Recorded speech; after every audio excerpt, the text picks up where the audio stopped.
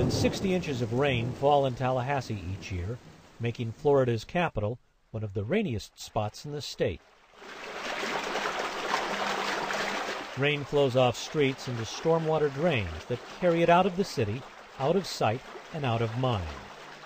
But where does the water and the pollutants that travel with it go? Hydrogeologist Todd Kincaid, working with the Florida Geological Survey and Florida Department of Environmental Protection, is trying to answer that question. We're here at 8 Mile Pond.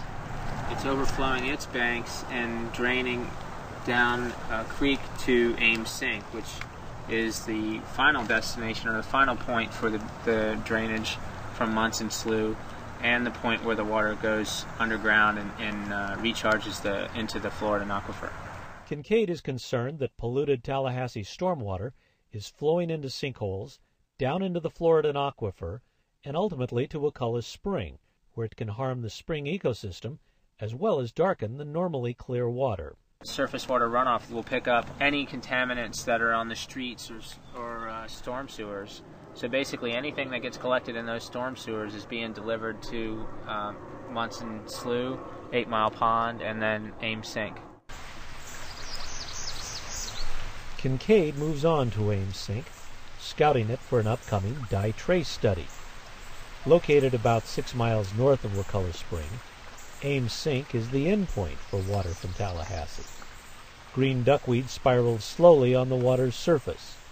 Like a partially clogged drain, the water swirls and gradually disappears. It's so obvious here that all of the surface water runoff is coming down and then just disappearing right at this point and going right down into the aquifer. This is all the water that just yesterday and the day before was falling as rainfall over the city of Tallahassee. A couple of weeks later, Kincaid returned to release a non-toxic fluorescent dye into Ames Sink. He'll wait to see if the dye shows up at Wakulla Spring. We will have water samplers set up at between 12 and 15 points throughout the basin so that we can hopefully see the groundwater tracer or the dye as it passes our water samplers, and then we will know where this water goes and how fast it travels through the groundwater system. The foundation for this groundwater system is a shallow layer of limestone known as the Woodville Karst Plain, extending south of Tallahassee to the Gulf of Mexico. The limestone layer is a virtual Swiss cheese of interconnected sinkholes, caves, and freeway-sized tunnels that carry water underground to springs like Wakulla.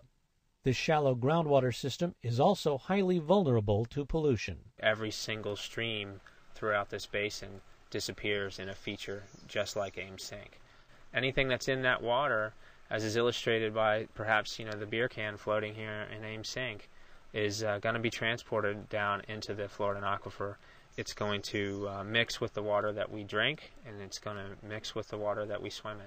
A few weeks after releasing the dye into Ames Sink, Kincaid reported that it had been detected at Wakulla Spring, confirming Tallahassee stormwater was flowing there as well.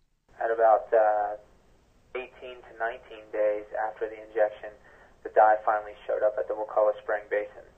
From this tracer test, we can definitively demonstrate that the runoff water from Tallahassee, from, say, the southwestern one-third of the city, flows directly to Wakulla, Indian, and Sally Ward Springs.